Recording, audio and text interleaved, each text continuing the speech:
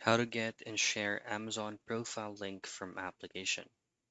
Now in this quick video, I'm gonna show you a method for you to get or make or even share your Amazon profile link from the app. So first is of course pull up the application, the Amazon application, and make sure that you're logged in into your account. Now first is to set up your profile. So you should see four options below: homepage, your profile, cart, and the three lines. Choose on profile. And then beside your Amazon name, you should see a drop down menu.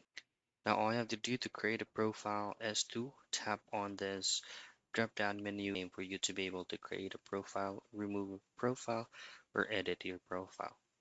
Once you've successfully created one, all you have to do next is to go back into the Home tab and under this box here, type in profile, choose on my profile, choose on Amazon public profile. And from here, this is where you can access your actual profile on Amazon. All you have to do is to tap on the share button and share it anywhere you would like. And that is how you get and share Amazon profile link from app.